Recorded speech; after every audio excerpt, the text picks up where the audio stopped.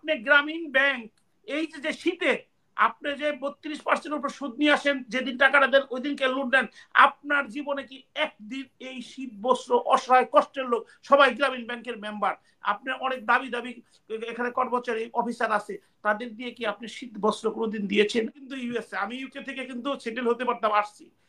দেশে এসে দেশের সাধারণ মানুষের কাজ করা ইটস ভেরি টাফ। ওনারা যখন ফিল্ডে ছিলেন, মেজর হয়েছিলেন, তখন জেনেছে কতটুকু কষ্ট ওরা সাফার করতেছে। কিন্তু দেশের পরিবেশটা যদি ভালো থাকতো ওনারা কিন্তু বিদেশ যেতেন না। করি কেন? যে আমাকে একটা লেভেল পর্যন্ত যেতে হবে। যে ছাত্ররা বলতেছেন আপনারা ভাবার সুযোগ পেলেন করে, এখনো যদি বাবার কাছে টাকা না চান আপনাদের বেতন হবে না, হলের খাবার আপনাদের সংশোধন হবে না। দেশকে জানতে গেলে তাকে নিজেকে জানতে হবে। প্রথম কথা হচ্ছে যে 7 জানুয়ারিতে মনোনয়ন পাইলে আমি ইলেকশন করতাম কিনা, এই কোশ্চেনের স্ট্রেট ফরওয়ার্ড উত্তর দিই। আমি এই তারিখে আওয়ামী লীগের কাছে কোনো মনোনয়ন সিকি করিনি, মনোনয়ন প্রার্থনা করিনি। আমি 2018 ইলেকশনে মনোনয়ন চেয়েছিলাম, তারপরে আওয়ামী লীগ থেকে মনোনয়ন চাওয়ার মতো কোনো মনোনিবেশ করিনি। আরেকটি কথা হলো যে আমি স্বতন্ত্র ব্যক্তি, কোনো দলের সাথে ছিলাম না, অর্থাৎ দলের কোনো অব্লিগেশন আমার সাথে ছিল না। আমি যে এলাকায় পলিটিক্সটা করি, আমার ইলেকশন করার উদ্দেশ্য, হয়তো আমি কোনোদিন নির্বাচিত হতে পারবো না, যেহেতু দল থেকে নির্বাচন করাটা অনেকটা। কিন্তু কেন নির্বাচন করেছি সেই কথাটা আপনাদেরকে বলি, যে একটা মানুষের একটা পারপাস থাকে। কি পারপাস? যে আমি মানুষের জন্য কিছু করব। সেই করাটার ক্ষেত্রে আমি যদি এখন এলাকায় যাই, কোনো লোক আমার কথা শুনবেন না, কারণ একটা পরিবেশ লাগে। আপনি ঈদের দিন যে পরিবেশ পাবেন, ওই ড্রেসটা পরে ঈদের একদিন পরের দিন সে পরিবেশটা পাবেন না। এখন বিষয়টা হচ্ছে যে আমি ইলেকশন দাঁড়িয়ে কি কি কথা বলি। আমি একমাত্র লোক, আমি আবার বলি, আমি একমাত্র লোক আমার নির্বাচনী এলাকার প্রত্যেকটা গ্রাম চিনি, এবং ইলেকশনের সময় আমি প্রত্যেকটা গ্রামে গিয়েছি, চেষ্টা করেছি না, গিয়েছি। আমার 2 পায়ে ঘা হয়ে গিয়েছিল, আমার যারা রিলেটিভ সবাই জানেন। কেন গিয়েছি? সেখানে একটি কথা বারবার বলছি, সেটা স্বৈরাচার বলছে যারা ফেরাউনের রাষ্ট্র বানাইছে, আমার এই সবগুলো লাইভে আছে, আপনারা দেখতে পারবেন যে শেখ হাসিনার বিরুদ্ধে উনি যে একজন ফেরাউন, এই কথাটা আমি বলেছি প্রথম প্রত্যেকটা এলাকায়। আরেকটা গুরুত্বপূর্ণ কথা বলেছি, যেটা আপনারা প্রশ্নতে আসেন না এবং কেউ বলেন না, সেটা হচ্ছে আমি একটা মায়ের ঘরে জন্মগ্রহণ করেছি, যদি তার মাসিক না হতো আমার জন্ম হতো না। এই যে মাসিকটা হওয়ার পরে আমার মেয়ে আছে, আমি আমার ওয়াইফ ডাক্তার, আমি নেপকিন তাকে কিনে দিই। আমি ছোটবেলায় দেখেছি আমার মার বড় সন্তান ওই পুরাতন কাপড়গুলো সংগ্রহ করতে, তখন বুঝতাম না কেন কাপড় সংগ্রহ করতে, এক জায়গায় রাখতো, আর ওগুলো নিয়ে আমরা বাচ্চাদের সাথে পুতুল খেলতে যেতাম। এই কাপড়গুলো তারা বড় হলে আমি বুঝতে পারলাম এই কাপড়গুলো তারা ওই মেনস্ট্রিমের সময়, মাসিক সময় ব্যবহার করে। এইটার ফলে আমাদের মা বোনদের ক্যান্সার হয়। আর আমাদের মা বোনেরা কি করে, যখন ক্যান্সারের তারা কুহায়, তখন তারা বলে যে ডাক্তারের কাছে যাবো। ডাক্তারের কাছে যখন যায়, যদি একটু ব্যথা করবে, এর মধ্যে রান্না করে, কারণ ডাক্তারের কাছে গেলে মিনিমাম 500 টাকা দিতে হবে, যাইতে যাইতে ওষুধ, তখন বলে আজকে নাই গেলাম। এইভাবে একটা পর্যায়ে তারা মৃত্যুবরণ করে। আমি এই মা বোনদেরকে এটাকে সচেতন করতাম প্রত্যেকটা এলাকায়, যে আমি যদি নির্বাচিত হই, আমার সরকার থেকে যে তরফটা আসবে, আমি 3টা কাজ করব। একটা হচ্ছে আমি স্কুল পর্যায় থেকে এটাকে ফ্রি দেওয়ার ব্যবস্থা করব এবং তাদের সচেতন করব। আরেকটা কাজ করব, আমার যেহেতু লিমিটেশন আছে, এখানে মিলন সাহেব আছেন, আমার কথাগুলো আপনারা বুঝবেন, যে একটা প্রেশার, সবচেয়ে বেশি মানুষ এখন বাংলাদেশে সারা পৃথিবীর অসুস্থ হয়। প্রেশার যদি হাই হয়ে মারা যায়, লো হলে মারা যাবে, কারণ প্রেশারই মানুষকে কন্ট্রোল করে। একবার লো হয়ে গেলে যদি আর আপ না করে, তাহলে আপনি ডেড। আর একটা মাদার অফ ডিজিজ কাকে বলে? মাদার অফ ডিজিজ হচ্ছে ডায়াবেটিস। আগে এটা জানতেন নাকি? এটা সমস্ত রোগের সৃষ্টি হয়। আমি যদি একটা ডায়াবেটিস টেস্ট করে তাকে যদি একটা শুধু জীবন পদ্ধতি দিই, ওষুধ টাকা পয়সা কিছু খরচ করতে হবে না, আল্লাহ হয়তো তাকে অনেক রোগ থেকে মুক্ত করবে। আর যদি প্রেশার, আমি গ্রামের ছেলেদের, বাচ্চা মেয়েদের 8-9 পড়ে, আমি লন্ডনে পার্ট টাইম কাজ করছি, আমাদের কর্নেল সাহেব বলেই ফেলছে যে আমি সারা কাজ করে, তারপর পিনাকি সাহেব এটা শুনেছি, যারা বিদেশ থাকে তারা কাজ করেন। তো আমি যদি এইটুকু ব্যবস্থা করতে পারি, একটা এক্সাম্পল সৃষ্টি হবে যে মানুষকে কিভাবে সেবা করতে একটা মেম্বার অফ পার্লামেন্ট করতে পারে।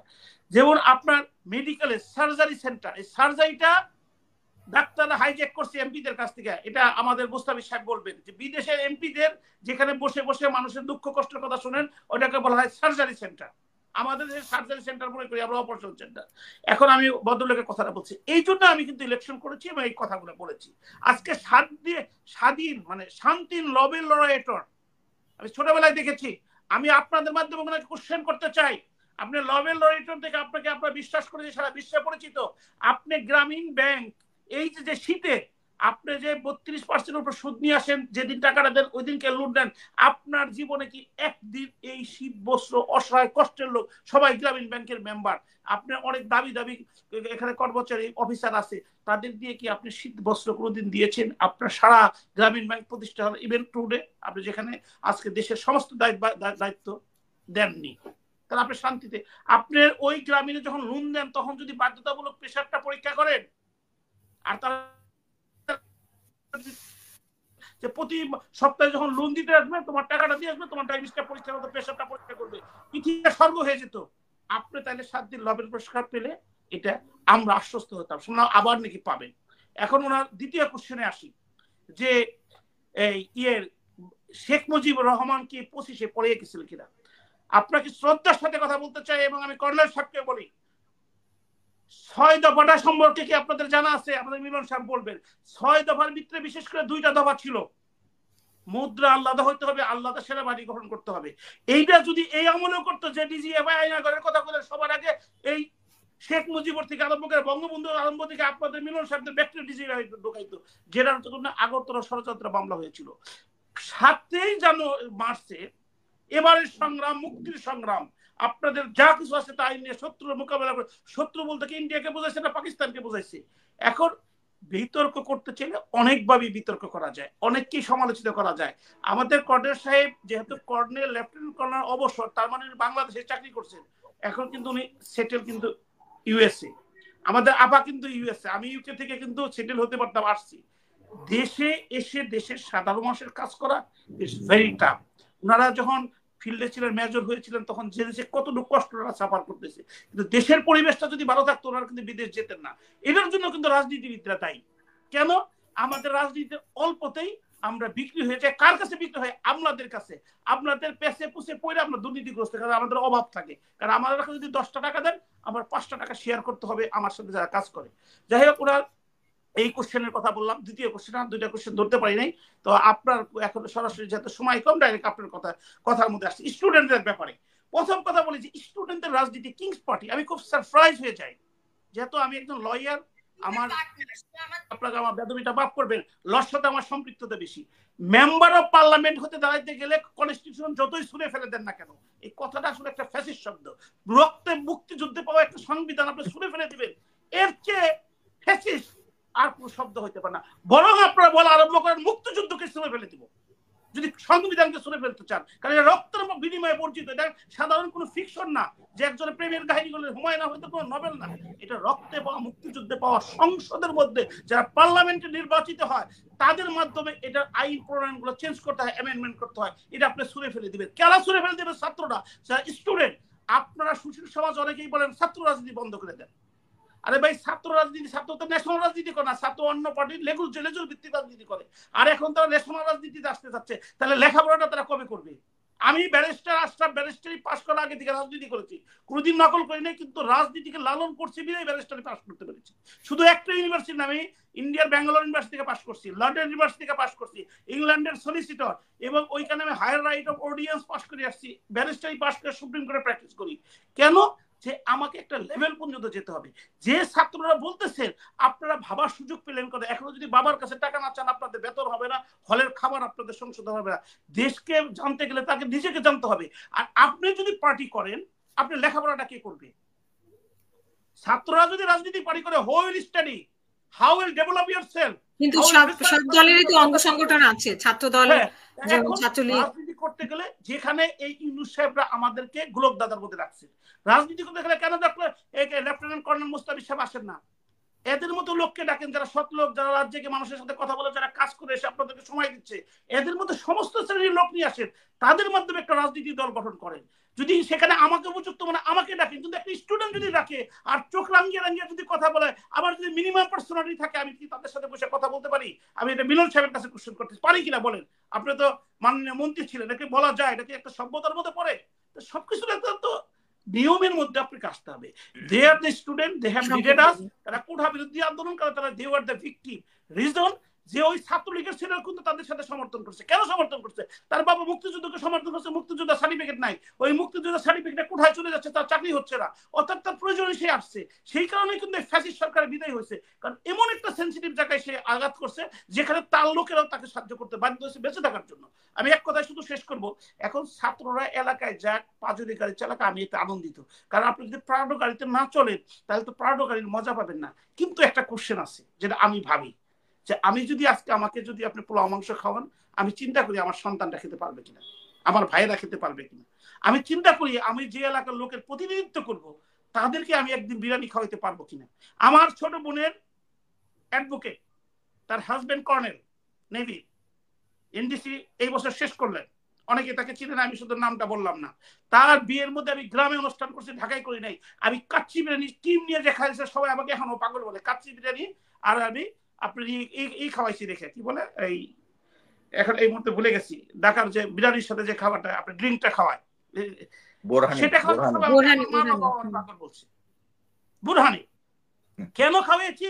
আমি এটা খাওয়াই মজা পেয়েছি, যেটার মধ্যে একটা টেস্ট আছে, আমার গ্রামের লোক কখনো খায় নাই।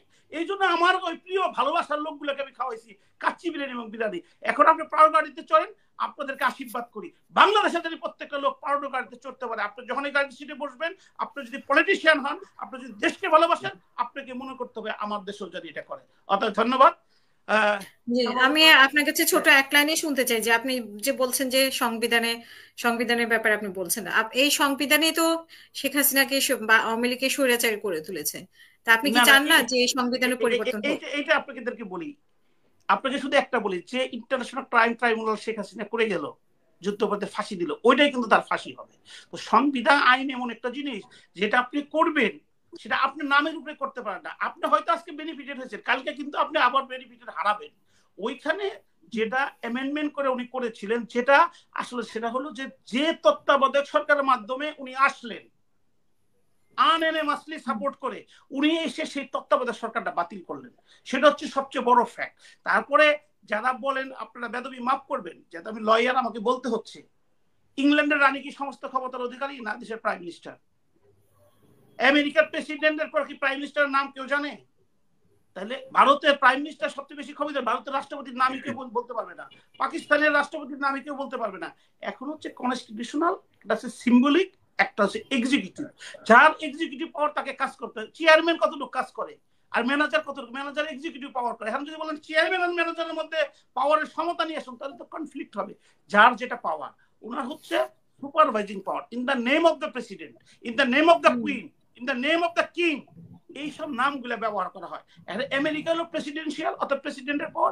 বাংলাদেশ, ইন্ডিয়া, পাকিস্তান এটা হচ্ছে পার্লামেন্টারি গণতন্ত্র, ইউকে এখানে পার্লামেন্টারি করতো।